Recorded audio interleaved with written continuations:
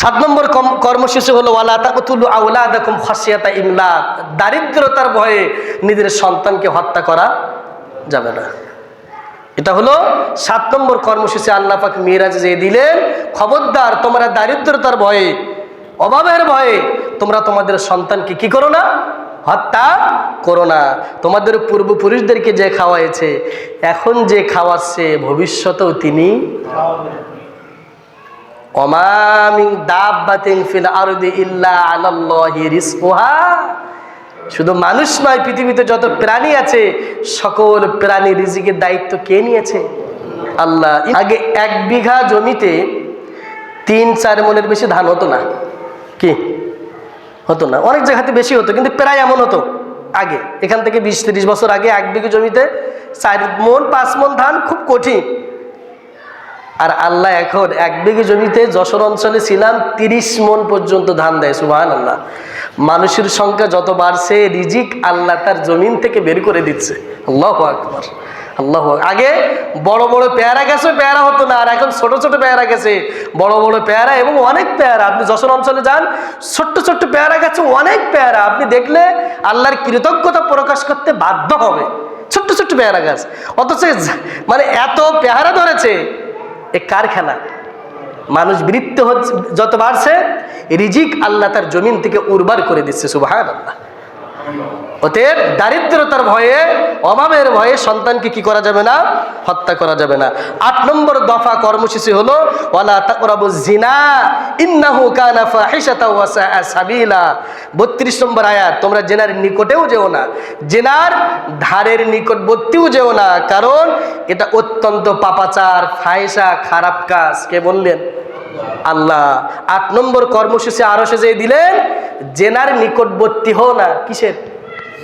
জেনা করা তো দুইয়ের কথা, তার নিকটবর্তী যাওয়াও নিষেধ করলেন কে? বর্তমান সমাজে জেনা কঠিন না সহজ? সহজ।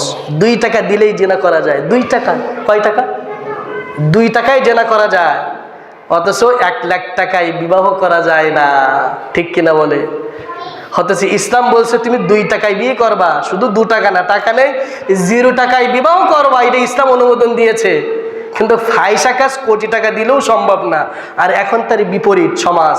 জেনা এখন বর্তমান সমাজে কঠিন না সহজ? সহজ। জেনা করা খুবই সহজ, এটা সহজ করে দিয়েছে সমাজ ব্যবস্থা। পৃথিবীতে জেনাটাকে সহজ করে দেওয়া হয়েছে, একেবারেই সহজ করে দেওয়া হয়েছে। আপনি চাইলেই জেনা করতে পারবেন, বিয়ে করতে পারবেন না। সমাজে বিয়ে এখন খুব কঠিন। টাকা নেই, এক সাহেব বললেন ইয়া রাসূলুল্লাহ, আমার তো বিয়ের বয়স হয়ে গেছে, কিচ্ছু নেই। কিচ্ছু নেই তো বলছে না, বলছে বাসায় কি একটা পাতিল নেই? তাও নেই। তোমার কি চাদর নেই? তাও নেই। তো কি আছে? ইয়া রাসূলুল্লাহ, আমার গায়ে যা আছে এটাই হলো আমার সম্পদ। রাসূলের কাছে এসে কি বললো ওই যুবক? ইয়া রাসূলুল্লাহ, আমার গায়ে যে পোশাক আছে এটাই আমার, বাড়িতে আর কোনো সম্পদ। তখন রাসূল বললেন এ তো মহামারী। কারণ আল্লাহ পাক বলছে তোমরা দেনমোহরের বিনিময়ে কি করো? বিয়ে করো। কি দিতে হবে? দেনমোহর। মোহরের দেওয়ার মতো তার কিছুই নেই। টাকা তো নেই, দিরহাম তো নেই, সম্পদও নেই। রাসূল তখন বললেন আচ্ছা তুমি কি সূরা পারো? কি পারো? রাসূল বললেন আমি 10টা সূরা মুখস্থ আছে আমি। তো বলছে ওই যে আমার কাছে একটা নারী আছে, ও নতুন ইসলাম ধর্ম গ্রহণ করেছে, ও কোনো সূরা পারে না। কি পারে না? তোমাদের দুজনের দেনমোহর হলো ও সূরা পারে না, আর তুমি 10টা সূরা পারো, এই 10টা সূরাই হলো তোমার দেনমোহর। আসো বিয়ে পড়িয়ে দিই। সুবহানাল্লাহ। কঠিন না সহজ? খুব সহজ না খুব কঠিন? এটাই ইসলাম, এটাই ইসলাম।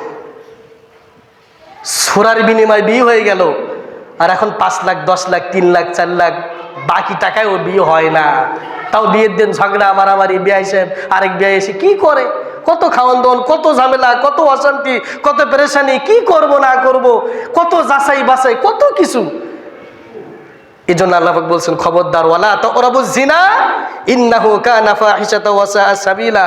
এটা দুনিয়ার নির্দেশ না, এটা নির্দেশ দিচ্ছে কোথায়? যে আসমানে নিয়ে যায়, মেয়েরাজে যে 8 নম্বর কর্মসূচি দিলেন, খবরদার জেনার নিকটবর্তী হয়ো না।